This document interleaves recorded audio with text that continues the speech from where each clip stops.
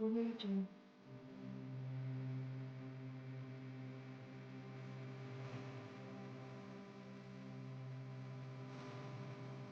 Origin.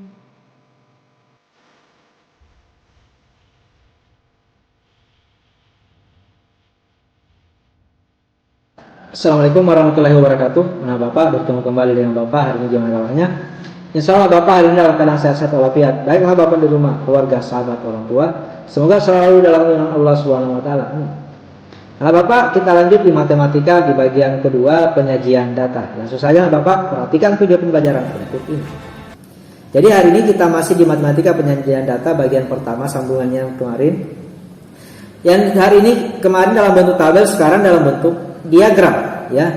Ini yang Bapak bagi dua, penyajian data dalam bentuk diagram. Kemarin sudah tabel, insya Allah sudah paham. Sekarang bentuk diagram. Penyajian data dapat disajikan dalam beberapa bentuk. Yang pertama kemarin sekali lagi dalam bentuk tabel. Yang kedua hari ini kita bahas penyajian dalam bentuk diagram. Yang pertama diagram batang, ya. Yang pertama diagram batang. Perhatikan dan pahami contoh berikut ini.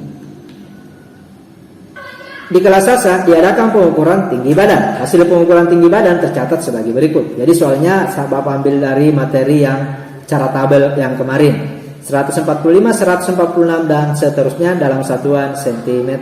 Ingat ada 20 siswa. Di sini ada data dari 20 siswa. Caranya sama yang kemarin.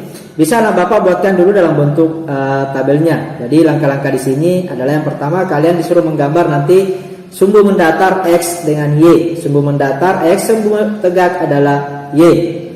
Menggambar batang tepat pada frekuensinya, sumbu mendatar adalah ukuran tinggi dan sumbu tegak menunjukkan banyaknya siswa. Sumbu mendatar tidak mesti sama dengan sumbu tegak. Nanti Bapak jelaskan apa maksudnya ini. Jadi di sini datanya seperti ini.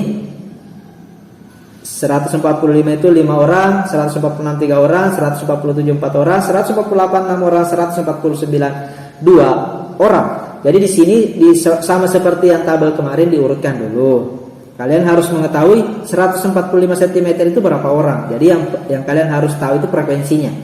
Ya, 145 itu dan 149 itu Bapak harus tahu berapa frekuensinya atau berapa jumlah siswa yang memiliki tinggi badan tersebut. Setelah itu, setelah Bapak tentukan berapa jumlahnya, buatlah sebuah diagramnya, diagram batang. Jadi buat yang berdiri tegak ini adalah sumbu Y, sedangkan yang mendatar ini adalah sumbu Y. Kemudian tentukan skalanya. Jadi frekuensinya di sini adalah jumlah siswanya, sedangkan yang mendatar ini adalah tinggi badannya. Jadi mulai dari angka 145. 145 itu kita ambil yang paling rendah. Jangan mulai dari 1 juga.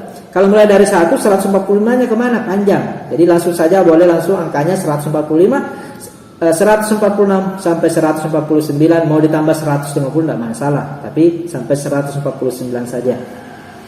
Terus mulai dari angka 1, 2, 3, 4, 5, 6, 7, 8. Ini harus sama. Jadi sebenarnya ini jaraknya ini dari 0 ke 1 dengan 0 ke 145 itu harus sama jaraknya. Ya, harus sama jaraknya. Skalanya harus sama. Jadi angka frekuensi ini 1, 2, 3, 4, 5 bisa seperti ini. Bisa mulai dari 2, 4, 6, 8 yang kelipatan. Ya, jangan di sini 1, di sini 4 nggak boleh. 1, 4 baru 5 nggak boleh ya. Kalau mulai dari 1 ya 1, 2, 3 dan seterusnya. Yang di sebelah sini ya, yang berdiri tegak di sumbu Y. Jadi cara membuatnya itu seperti ini. Angka 1, 2 atau banyaknya siswa di sini mulai boleh 1, 2, 3, 4 dan seterusnya. Boleh kelipatan, ya. Tapi kalau yang di bawah sini ikuti aja data mana yang paling kecil, ya. Nah, setelah itu kalian sudah dapat tadi di sini 145 itu 5 orang, 146 itu 3 orang, ya. Nah, kita bisa buatkan seperti ini. 145 tadi itu 5 orang. Nah, jadi maksudnya ini harus pas-pas di sini ya. Mungkin di sini kurang tepat. Dinaikkan pas di garis 5. Jadi 145 5 orang, 146 3 orang, 147 4 orang, 148 6 orang dan 149 2 orang. Ini jika dibuatkan dalam bentuk diagram batang, ya, seperti ini caranya. Jadi gampang aja sebenarnya. Jadi setelah Bapak urutkan Tentukan jumlah frekuensinya, buatlah diagramnya ya. Jadi 145 ini bisa langsung mulai dari angka 145. Jangan 149, 148 enggak boleh. Mulai dari yang paling kecil ke kanan ini harus semakin besar ya. Ini juga jangan dari sini 8 baru 7 baru 6 enggak boleh. Mulai dari angka paling kecil 1 2 3 ke atas. Jangan membuat dari atas, dari bawah. Dari bawah ke atas, dari samping kiri ke kanan. Itu ya Bapak cara membuat diagram batang. Perhatikan lagi contoh kedua. Nilai ulangan bahasa Arab kelas 5 tercatat sebagai berikut. Masih sama soalnya yang kemarin ya ini. Jadi Bapak bisa lihat 678. Nah, jadi langkah pertama Bapak kayak seperti kemarin. Buatkan dulu diagram tabelnya supaya Bapak tahu 5 berapa, 6 berapa, 7 berapa orang, gitu ya. Jadi buatkan dulu ya datanya seperti ini. Ya. Jadi 5 itu 1 orang, 6 itu 3 orang. Jadi sebentar yang kalian buatkan adalah frekuensinya yang tegak, yang jumlah siswa yang tegak, yang mendatar itu nilai bahasa Arabnya. Nah, sudah itu 5 itu didapat oleh 1 orang, 6 itu didapat oleh 3 orang. Ya, seperti itu maksudnya. Nah, gambarnya seperti ini. Jadi tadi 5 didapat oleh 1 orang. Nah, jadi Bapak jelaskan dulu ini tetap frekuensinya 1, 2, 3 sampai 8. Terus nilai ulangan bahasa Arabnya mulai dari 5, 6, 7, 8, 9, 10. Tadi 5 dapat 1 orang. Sudah itu 6 didapat oleh 3 orang, 7 didapat oleh 5 orang, 8 5 orang, 9 juga 5 orang, 10 1 orang, gitu ya. Ini cara membuat diagram tabelnya. Gampang aja ya. Jadi siapkan penggaris. Boleh menggunakan kertas berpetak, lebih bagus lagi. Ya. Ini cara membuatnya. Nah, Bapak perhatikan, pahami. Insya Allah ini gampang saja. Jadi materi ini sebenarnya gampang saja. Yang susah itu di lingkaran. Bagaimana contoh yang ketiga? Berikut ini adalah data buah yang disukai oleh kelas 5 Yakub. Mangga itu ada 12 siswa. Rambutan ada 8 siswa. Jeruk ada 4 siswa. Apel 6 siswa. Melon 3 siswa. Pisang 7 siswa. Jadi dia langsung saja ini. Ya, tidak ada data dulu yang diurutkan. Jadi langsung soalnya seperti ini. Jadi tidak usah diurutkan lagi datanya. Nah, tapi perhatikan cara membuat diagramnya. Nih. Frekuensinya ingat banyak siswa, yang frekuensinya banyak siswa. Di sini mulai dari angka 2. Angka 4 ini yang Bapak maksud. Ada 2. Jangan di sini 1 baru di sini 4 baru 5, enggak boleh. Kalau 2 berarti kelipatan 2. Berarti 3-nya di mana, Pak? 3-nya itu berarti antara 2 dengan 4. Nah, 3 di sini tengah-tengahnya, gitu maksudnya. Kalau Pak saya mau angka 1 2 enggak jadi masalah. 1 2 3 terus sampai ke atas berapa yang paling banyak. Kebetulan di sini yang paling banyak adalah 12, ya. Berarti di sini juga nanti kalau kalian pakai 1 2 berarti sampai 12 paling tinggi. Nah, gitu ya. Mangga tadi dapat 12 orang. Gitu ya. Rambutan 8 orang. Jeruk 4 orang. Apel 6 orang. Melon di sini tengah-tengahnya 3 orang. Nah, ini yang Bapak maksud ini melon di sini di pertengahannya ya 3 orang di sini. Tuh. Pertengahannya di sini 3 orang. Terus pisang 7 orang. Jadi pisang di sini dapat 7 orang di sini ya. Nah, gitu ya. Jadi kalau tengah-tengahnya di situ, jangan pas di garis angka 8. Itu ya cara pembuatan diagram batang. Gampang aja kan? Gampang aja. Insyaallah Bapak paham. Bagaimana dengan contoh 4 yang berikut ini? Jika jumlah hasil penjualan seluruhnya adalah 300 meter, maka jumlah penjualan kain sutra adalah. Jadi terkadang ada soal seperti ini. Kain batik 60 meter.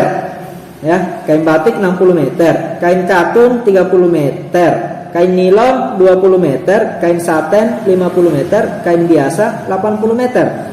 Jika total penjualannya ini adalah 300 meter, ya, jika total penjualannya ini adalah 300 meter semua dari batik 60, katun 30, nilon 20, saten 50, biasa 80.